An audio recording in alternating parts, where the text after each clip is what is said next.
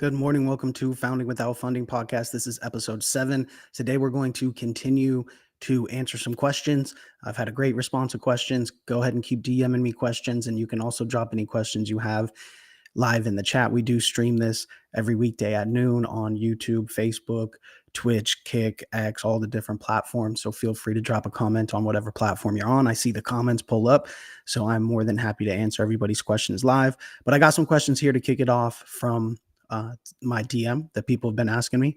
So I appreciate all the questions.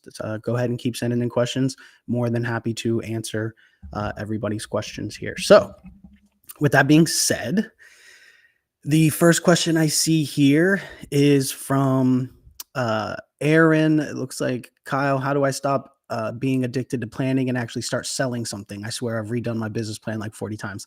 Yeah, that's a great point. Very common thing. If you are just stuck redoing your business plan and looking things over, I can't express enough how little that's going to do for you.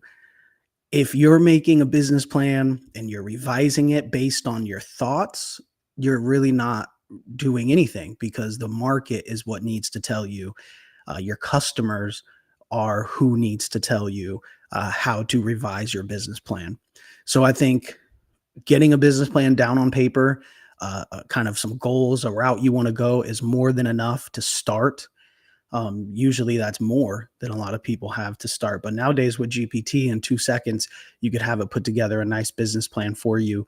Maybe not the graphic part unless you take that extra step, but it can definitely put the words on paper for you, get you in the mind state of the right direction.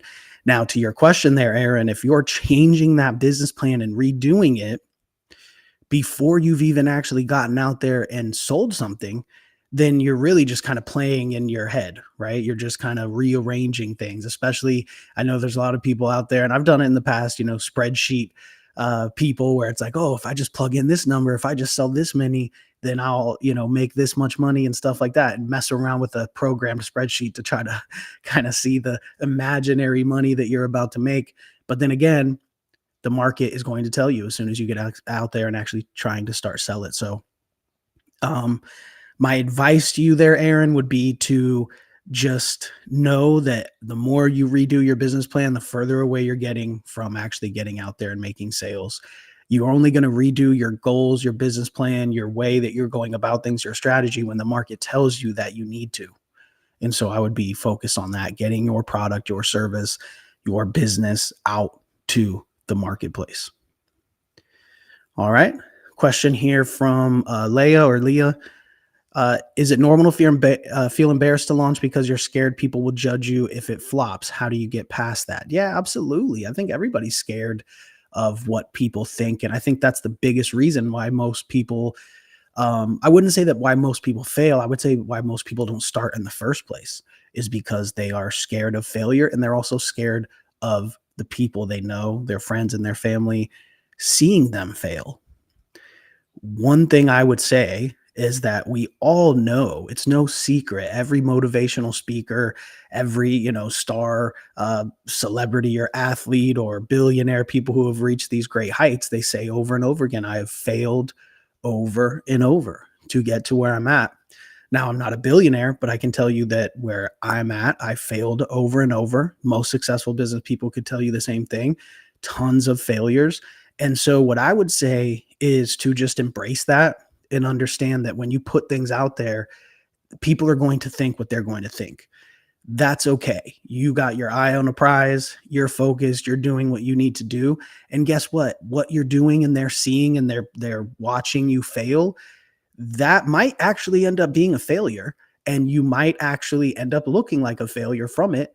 But all that matters is if you're going to change it, keep going or go, keep trying new things, do something else. The fact is, as long as you keep going, that's all that matters. And so I would just block everything out.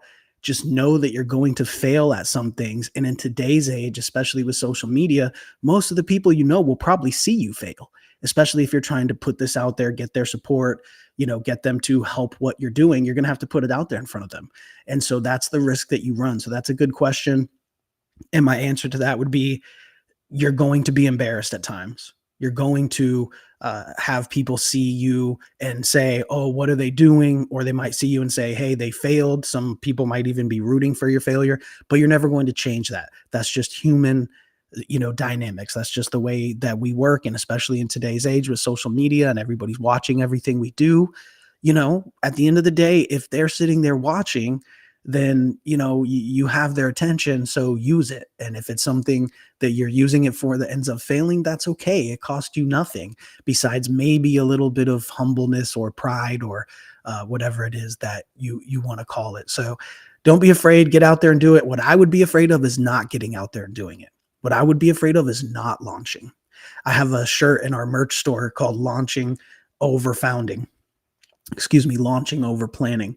And I think it's a great saying, because, I would be much scareder of planning myself to death than I would be at failing, of getting out there and launching and failing. That's what I would be the most worried about. All right. Another question here from Josh D. Again, everybody tuned in. We are streaming live on YouTube, Facebook, Twitch, Kick, X, LinkedIn, all that kind of good stuff. So feel free to drop any comments. I see the comments pull up here live. I got some more from my DMs here that I'll go ahead and go through. Let's see here. A question from Josh. If you had to start a business again today with literally no money, what's the exact game plan you'd follow? That's a hard question to answer there, Josh, because it depends on what business. But I would definitely say kind of the go back to the core foundation of what we're always talking about, which is I would come up with my product or service. We talked in the last episode about how when you're doing that, you should use things like GPT. You should be, obviously, it used to be Google, and it still is as far as searching names and things like that. Simple stuff. But, find out the product or service you're going to sell and put out there, and research it, research the name, research the domain, make sure the domain name is available before you actually incorporate the company.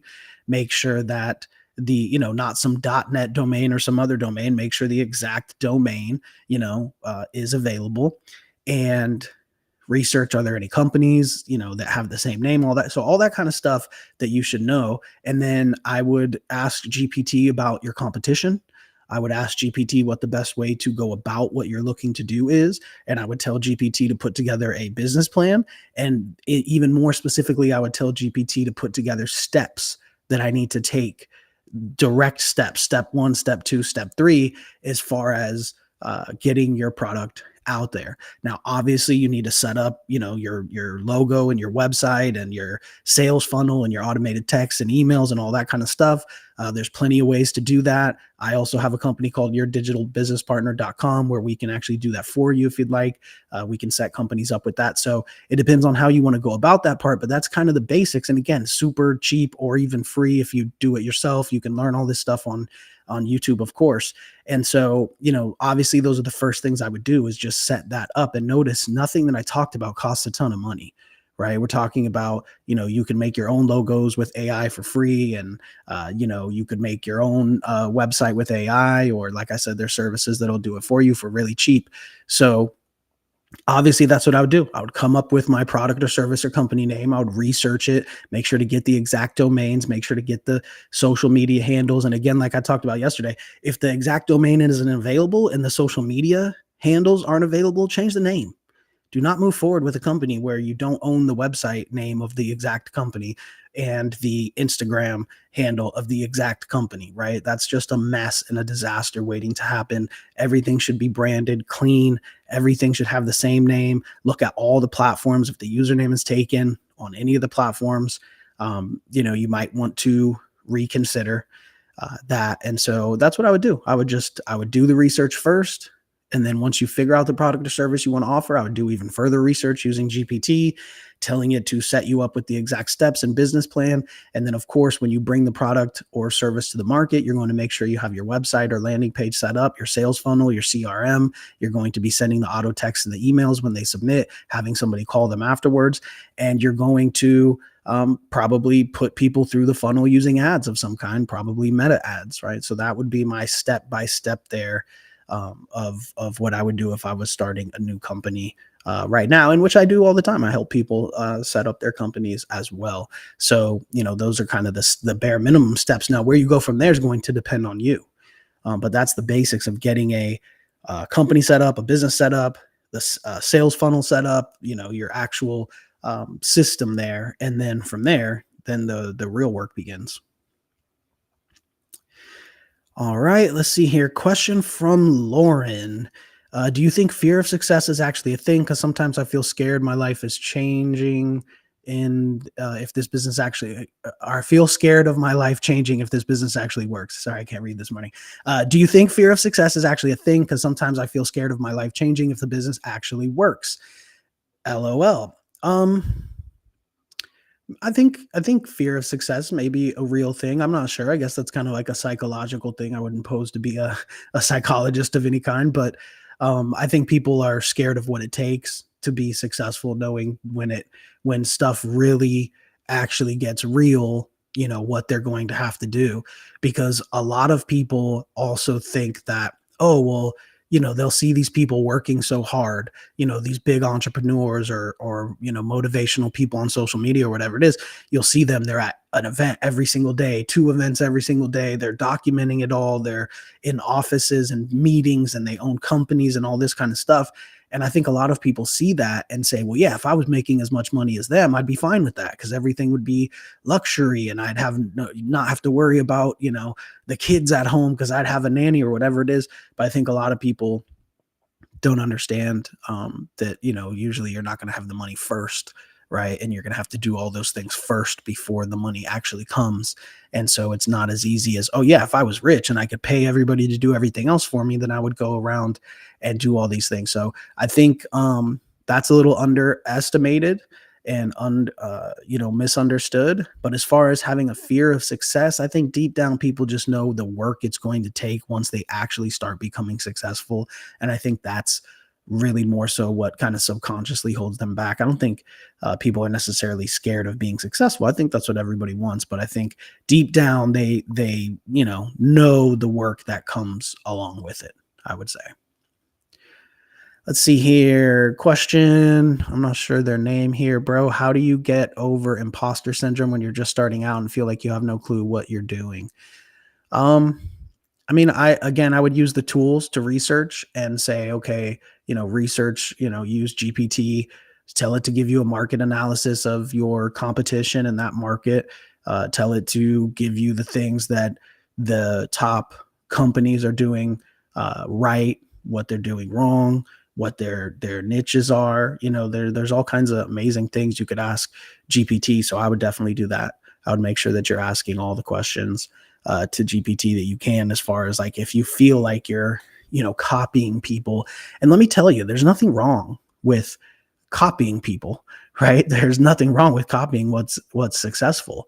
um, don't be afraid to do something that's not new. You can make millions and millions of dollars off doing the same thing that everyone else does. I'll bring up a story, is the Coast to Coast Live Showcases, the company that I started when I was 15. That company, so many times people had told me, well, there's so many companies that do showcases. What's going, how are you going to get this so big? How are you going to do so many of them? What's going to be that much different? Now, we had a lot of things that separated us. We were a very professional team in a somewhat unprofessional industry. And so we definitely stood out from that aspect. But at the end of the day, it was something that had been being done for years, right? And there was everybody and their grandma doing it in the music industry. Every night, hundreds of showcases across the country going on in different little cities. And what we really did was just took it and turned it into a business model.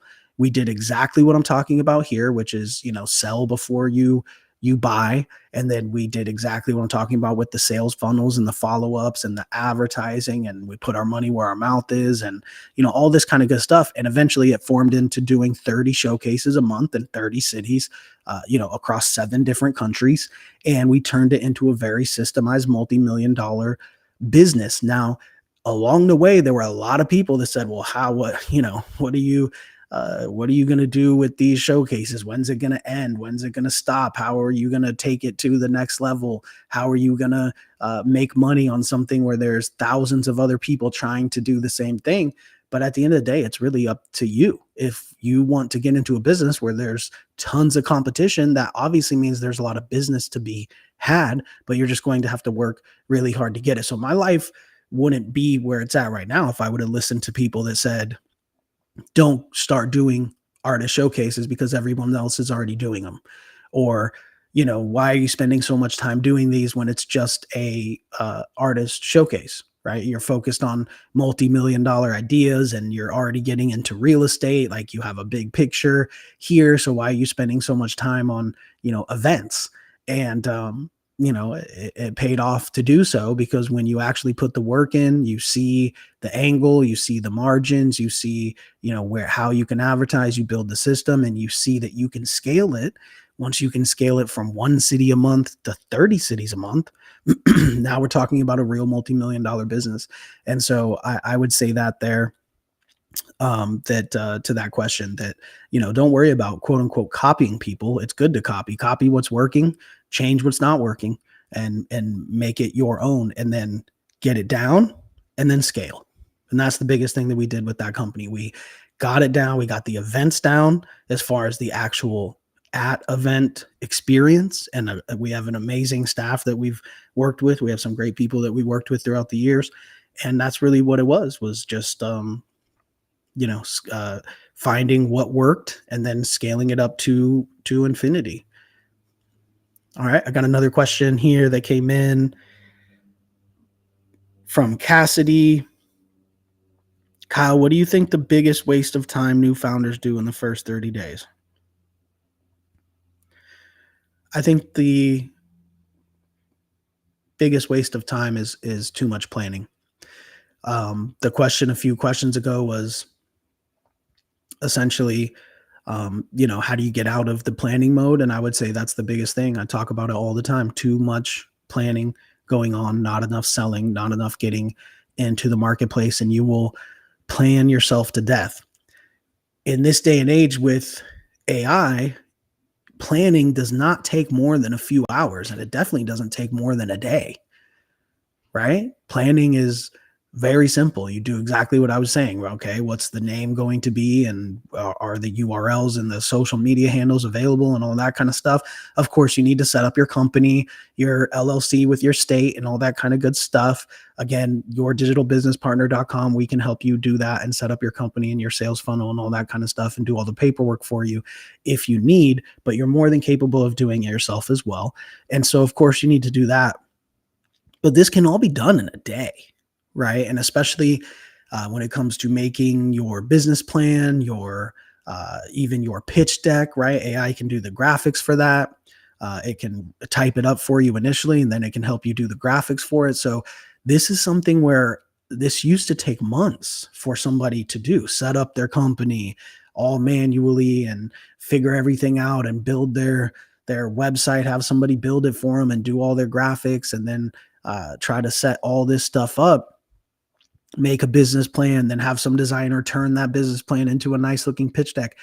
This can all be done within the same day now. It's just so amazing. So take advantage of that. Get out there and do it. The first 30 days, I would say probably the typical founder is spending the first 30 days doing that when they could spend 1/30th of the time doing it if they just really took advantage of the tools that are at their disposal, which is mostly AI is going to help you accomplish all of this. And, don't waste 30 days doing something that should take one day. Take one day doing it, spend the next 29 days trying to get it out there into the market and sell it instead of sitting there planning the entire time. All right. I got a question here from Travis. I've got a good idea, but zero confidence in myself. What's the first move you'd tell somebody like me to make? I would say that you should always be confident in yourself as long as you're willing to put in the work. If you know that you're not willing to put in the work, then it's probably going to be hard to be confident. But I will tell you that in business, from my experience and those that I listen to, I always give advice from all kinds of other people, books that I've read. I'm really into motivational speaking and entrepreneur books and self-help books and all that kind of stuff. So this is not all just, coming from me, it's also my experiences and what I've learned from reading other books, listening to other speakers, and all that kind of good stuff. I would say that, you know, it doesn't necessarily matter exactly what you're doing as long as you're willing to put in the work and do it, and as long as you're not going to stop.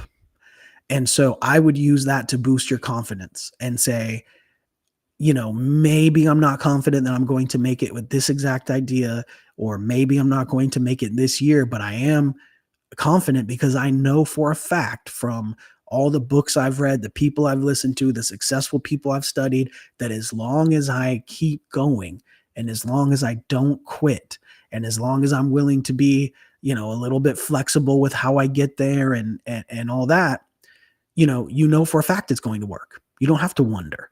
And so I would use that to boost your confidence and say, hey, I know this is going to work. So I don't have to feel like there's a chance that it won't, as long as I am willing to never quit. Now, that doesn't mean that an idea or a company won't work. That's going to happen all the time. Ideas fail, companies fail, and you might have some companies that fail or go bankrupt or kind of just drift off into the wind. And, that's okay as long as you're winning, elsewhere, right? Which is the do not quit part. So if you're having a confidence issue, I would just keep in mind that if you're really committed to doing it, then at the end of the day, don't let confidence be a factor, because you can rest assured knowing as long as you're willing to put in the work and as long as you're not going to quit, you will be successful at some point with one of your ventures.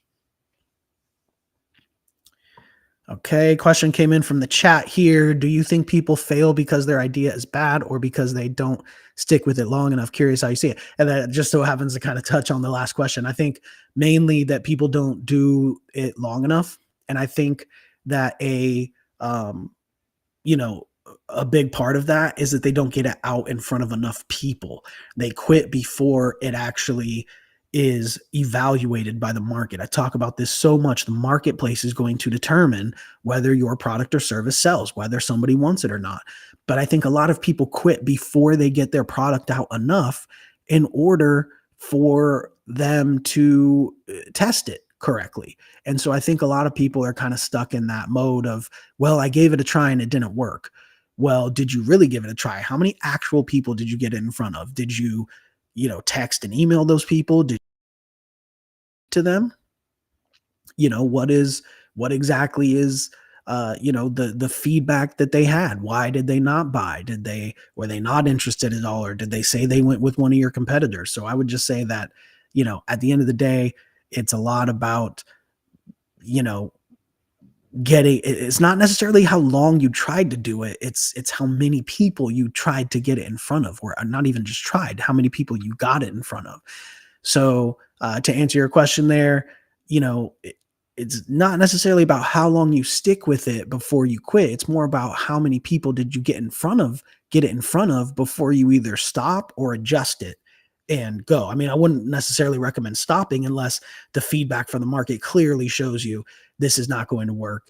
But typically the market's going to show you I need to adjust this or I need to change that. And again, by market, I mean not only customers that are going to either purchase your product or not, but also customers that you speak to and ask why, see why they purchase your product or not, or see their objections.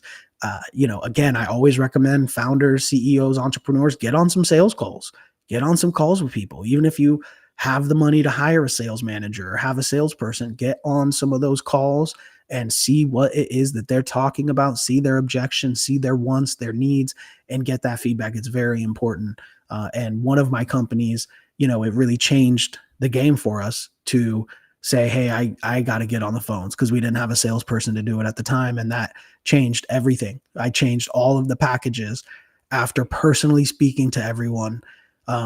Not everyone, but after personally speaking to customers, I changed almost every one of our packages to reflect the feedback that I had gotten and the way that we make sales. And it made a big difference. All right. Question here from Ben. What's one lesson that you've shaved years off your journey if you learned it earlier? What's one lesson that would have shaved years off your journey if you learned it earlier? That's a tough question. That's a good question, actually.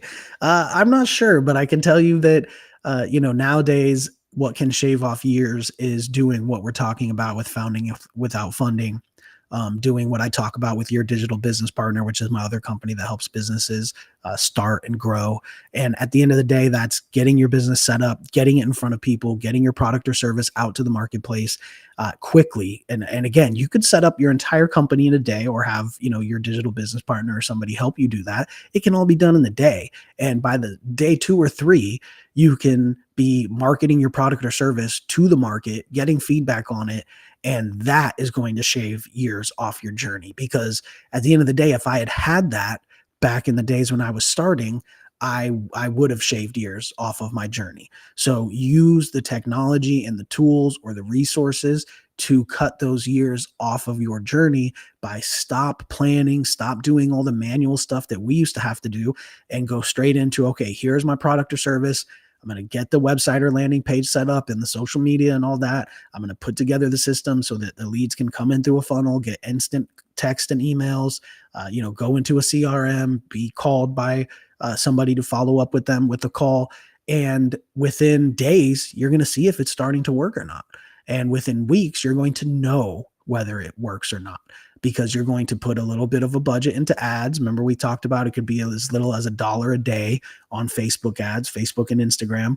And so, within 2 days, 2 weeks, you're going to know whether it's going to work or not, or what you need to change. So I would say that it's not necessarily something if I knew then, what I know now, it would have shaved years off my journey. If I had then what I have now and what you have now, it would have shaved years off of my journey, which is the access to all the AI tools you have, the access to all the information, and the access to, a sales funnel and meta ads, and letting that show you what actually works and what doesn't, and adjusting accordingly. All right. I love the questions. Keep them coming here.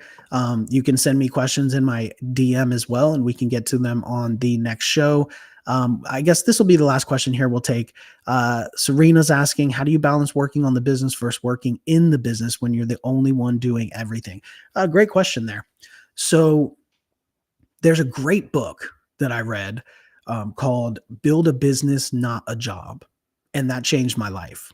I read that when we were first getting into real estate more. We had owned some properties, but we had, I didn't have my real estate license yet, or my mortgage license yet. I didn't own the real estate brokerage yet, or the mortgage company yet. So this was, going into that real estate journey. And it really helped me set up my other companies that were, already thriving, in order for me to kind of go more into the real estate journey. And that book, I'm sorry that I forget who it's by. I'm sure you can Google it, Build a Business, Not a Job. I'll have to shout them out later, because I'm sorry for not remembering the author to shout them out. I believe it's David Finkel and Stephanie something. Anyhow, Build a Business, Not a Job. Great book. Google it. And it kind of goes to what you're asking there, Serena, is how do you balance, working on the business versus working in your business? And it's really about delegating in order to being able to scale. And it's about most quote unquote entrepreneurs are not really entrepreneurs. They have a job. They have a job at their company, which is typically CEO. And remember, CEO is a job. A lot of people, like to act like it's owner or founder or whatever it is. But, a large company has a CEO as a job. And a lot of times it's not the founder or the owner. It's an actual position of a CEO, of a chief executive officer, somebody that knows how to run a company. Just because you founded the company doesn't necessarily mean you know how to run the company. And so that book, Build a Business, Not a Job, is a great way to kind of put that in perspective. And what that did allow us to do is, after reading that book, and I had my business partner read it as well, it changed the way we looked at things. It allowed us to step out of our business instead of working in the business. It allowed us to be able to, delegate, and then it allowed us to be able to scale more. And by delegating, we were able to, get our real estate license, mortgage license, open the real estate brokerage, open the mortgage company, which became a national lender with 400 employees. That wouldn't have been possible if I was still stuck in my other business that had 10 employees, where I was handling a lot of it because it was more of a job for me than it was a business. So I would definitely recommend that book, Build a Business, Not a Job. Great book. You can Google it. It's on Amazon. Not my book, but definitely a great book to read. And with that being said, that'll be the last question. We'll wrap it up here for today. Go ahead and shoot me any questions to my DM at Founding Without Funding. You can send any questions there too. You can get the book and the course at foundingwithoutfunding.com. Thank you, everybody. We will see you next time.